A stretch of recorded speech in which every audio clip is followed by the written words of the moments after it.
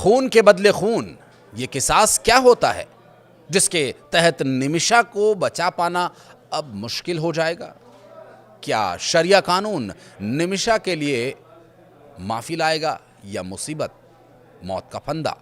ये सभी सवाल क्या थोड़ी सी राहत के बाद आने वाली है कोई बड़ी आफत? इन्हीं सवालों का जवाब तलाशने की कोशिश करेंगे इस वीडियो के अंदर। बने रहेगा अंत तक हमारे साथ। नमस्कार, मैं हूं आशीष त्रिपाठी और यमन की जेल में सजा काट रही केरल की नर्स निमिषा प्रिया की फांसी को लेकर एक दिन पहले भले ही थोड़ी राहत की खबर आई हो, उसे बचाए जाने के प्रयासों में एक कदम आगे बढ़ता हुआ दिखाई दे रहा हो, लेकिन अब ये आस भी टूटती नजर आ रही है, क्योंकि अब बात किसास की है। जी हां, 16 जुलाई को होने वाली फांसी को तो टाल दिया गया, लेकिन अब पीड़ित परिवार ने जो शर्त रखी है उसने माहौल को और तनावपूर्ण बना दिया है।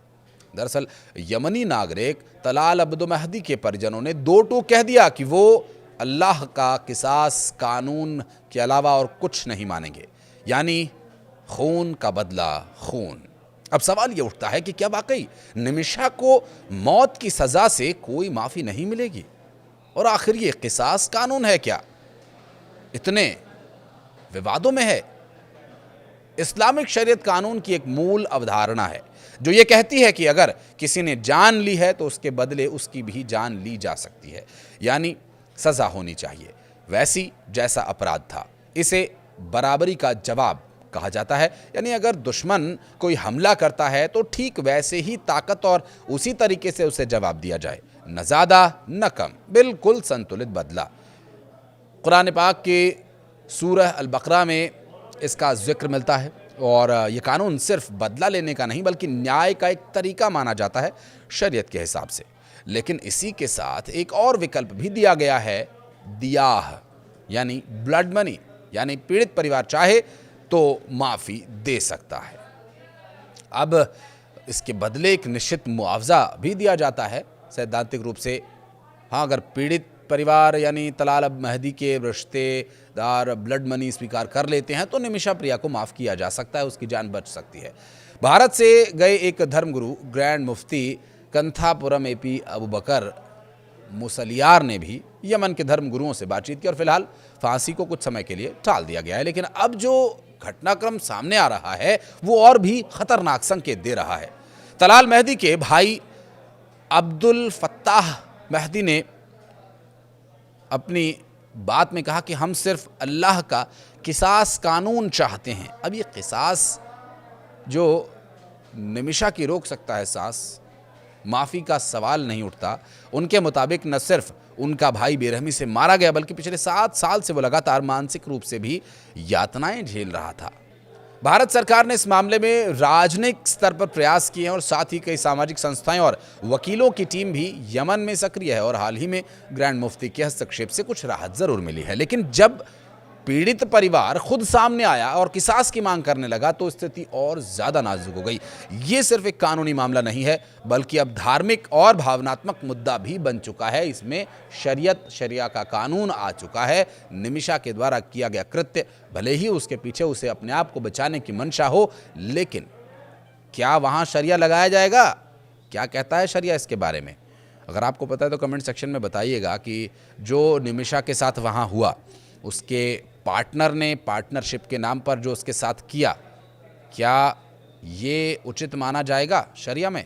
फिलहाल फांसी को अनिश्चित काल के लिए तो टाल दिया गया है, जिसका मतलब यह कि निमिषा को कुछ समय तो मिल गया है। अब सब कुछ इसी बात पर निर्भर करता है कि तलाल के परिजन अपना मन बदलें, और बदलें तो उसे ब्लड मनी के तौर पर क्या देना होगा वो सब विषय एक अलग का विषय है। लेकिन अगर वो ब्लड मनी स्वीकार करते हैं तो निमिषा की जान बच सकती है। लेकिन अगर उनका किसास पर गरारी अड़ गई और किसास पर वो अड़िग रहे तो शायद भारत सरकार के पास भी ज़्यादा विकल्प नहीं बचेंगे, क्योंकि वहाँ हूतियों की सरकार है और हूतिये जो होते हैं वो किस तरह के होते हैं शायद आपने हमारे अब से पहले कुछ वीडियोज़ में देखा भी होगा। साल 2020 में स्थानीय अदालत ने निमिषा को मौत की सज़ा सुनाई। 2023 में सर्वोच्च न्यायिक परिषद ने इस सज़ा को बरकरार रखा और फांसी टलने की खबर के बाद निमिषा के पति टॉमी थॉमस और उनकी मां प्रेमा कुमारी ने राहत की सांस ली ज़रूर, लेकिन अब वो सांस एक बार फिर थमती नजर आ रही है। प्रेमा कुमारी पिछले साल अप्रैल से सना में है और तलाल के परिवार से माफी मांगने की कोशिश में जुटी हुई हैं। ब्लड मनी ब्याह के रूप में $10 लाख की पेशकश की गई थी, लेकिन परिवार ने इसे स्वीकार नहीं किया था। भारत सरकार ने भी कूटनीतिक स्तर पर हस्तक्षेप किया और सुप्रीम कोर्ट ने 14 जुलाई को मामले की सुनवाई के दौरान केंद्र से हर संभव मदद का कदम उठाने के लिए कहा था। अटॉर्नी जनरल ने बताया कि यमन के हूती नियंत्रित क्षेत्र में सीमित पहुंच की वजह से बातचीत मुश्किल हो गई है। फांसी टलने की वजह से अभी स्पष्ट स्थिति नहीं है कि किस वजह से टली है फांसी, लेकिन ये माना जा रहा है कि अंतर्राष्ट्रीय दबाव और तलाल परिवार से बातचीत की संभावनाओं ने इस फैसले को प्रभावित किया है। और ये घटना भारत के लिए ज़रूर राहत भरी है, लेकिन अब नई तारीख की घोषणा तक निमिषा के परिवार और समर्थकों की चिंता बनी रहेगी।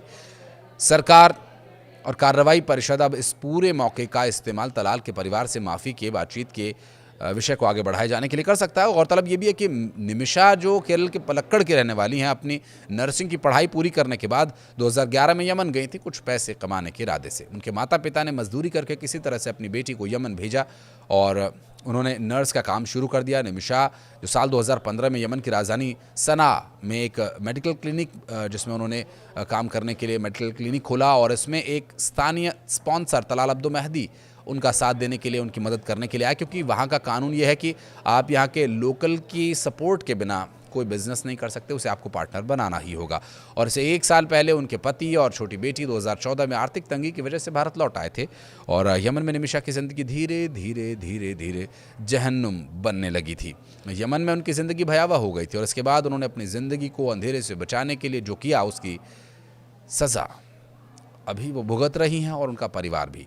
निमिषा के वकील ने सुप्रीम कोर्ट को भी बताया कि महिला की फांसी की तारीख 16 जुलाई तय की गई है, इसलिए मामले को 10-11 जुलाई को ही सूचीबद्ध किया जाए ताकि कूटनीतिक प्रयासों के लिए समय मिल सके। हालांकि ये जो 10 जुलाई या 11 जुलाई की सुनवाई थी, सूचीबद्ध की गई थी, इसमें भी अभी तक कोई अपडेट, कोई राहत की स्थिति नहीं बन रही है। हालांकि फांसी की सज़ा ज़रूर टल गई है, कूटनीतिक प्रयासों के लिए जो समय है वो मिल गया है। हालांकि सुनवाई के बाद कोर्ट ने 14 जुलाई को इसे सूचीबद्ध किया था।